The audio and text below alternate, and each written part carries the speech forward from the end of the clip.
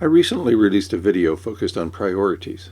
Priorities apply to individuals as well as society, although I recognize that individuals have little control over society. Societal actions are beyond the ability of the masses to influence. Exceptions include billionaires and, to a lesser extent, politicians. This video focuses, again, on priorities. I will start with two topics I have discussed previously in this space.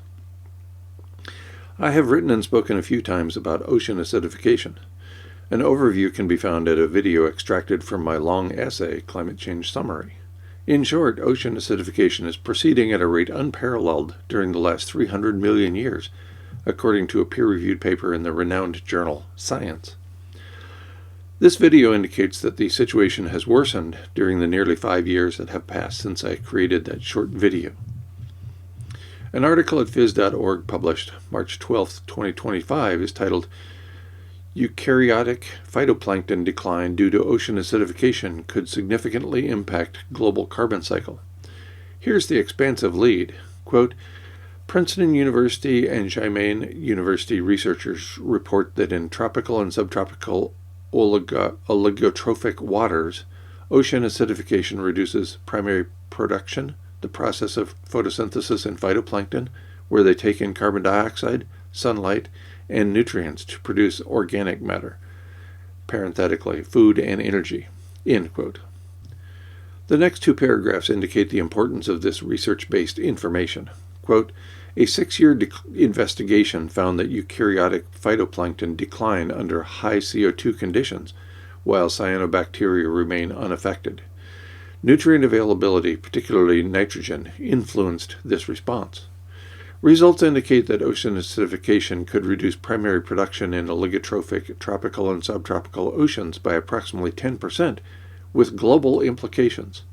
When extrapolated to all affected low chlorophyll ocean regions, this translates to an estimated 5 billion metric tons loss in global oceanic primary production, which is about 10% of the total carbon fixed by the ocean each year, end quote. Quote, global implications, end quote, indeed. Oceans sequester a tremendous amount of carbon, acting as a storage bank for carbon dioxide and heat. Global oceans absorb about 30% of the carbon released into the atmosphere. They hold 50 times more carbon than the atmosphere. In the process of sequestering this carbon, the oceans become more acidified. Ocean acidification is one of the consequences of carbon sequestration.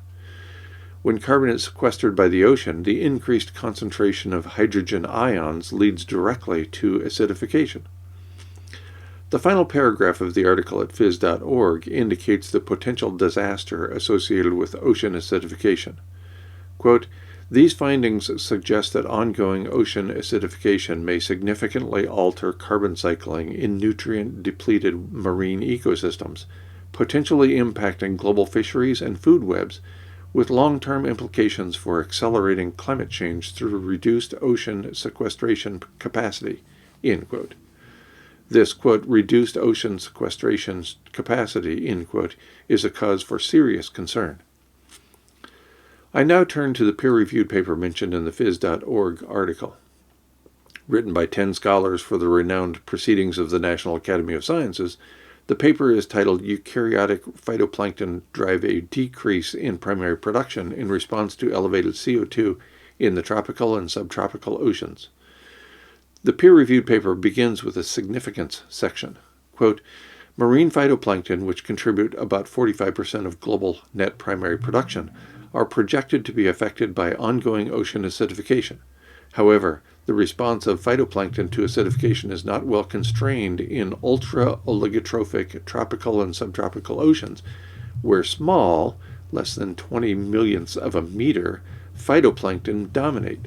By conducting on-board microcosm experiments, we found community-level primary production decreased consistently following CO2 enrichment in the North Pacific subtropical gyre and northern South China Sea, while no significant changes were observed at the northernmost boundary of the subtropical gyre.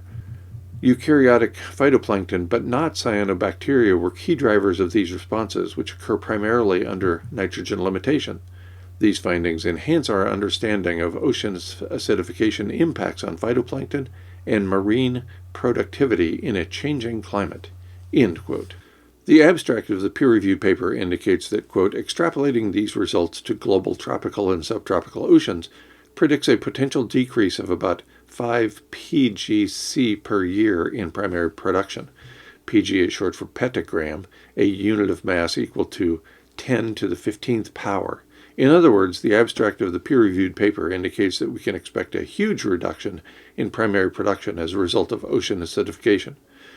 Considering there are already too many people on this overcrowded Earth, a significant reduction in food at the bottom of the food web indicates some of those people will not persist in the face of reduced primary productivity. Perhaps we can switch to land-based food production rather than relying on the seas.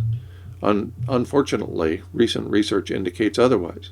Specifically, an article published by phys.org on March 4, 2025, points to a paper in the peer-reviewed open-access Nature Communications. The phys.org article is titled "Agriculture is Main Cause of Seasonal Carbon Ups and Downs, Study Finds." It opens with this paragraph, quote, "The overall amount of carbon dioxide in the atmosphere has been steadily increasing, a clear trend linked to human activities and climate change. Less concerning, but more mysterious, the difference between the highest and lowest amounts of carbon dioxide in the atmosphere each year has also been increasing." End quote. The phys.org article indicates that agriculture is the primary cause of the seasonal swings in the atmospheric carbon cycle. The peer-reviewed open-access paper at Nature Communications is titled "Agricultural Fertilization Significantly Enhances Amplitude of Land-Atmosphere CO2 Exchange." Published on February 18, 2025, it was written by 13 scholars. The abstract indicates that multiple drivers contribute to the increased amplitude of CO2. It concludes with a recommendation. Quote, "Our results emphasize the fundamental role of agricultural management in Northern Hemisphere carbon cycle feedbacks and illustrate that agricultural nitrogen fertilization should be considered in future carbon cycle simulations." End quote. There is much to be done as Earth continues to lose habitat for human animals. Priorities vary among individuals, and few of us have any control over other individuals or over outcomes. Our actions matter, albeit primarily only to us. Acting otherwise is a prescription for disappointment. However, on the rare occasion we can positively influence the life of another, our character indicates we must.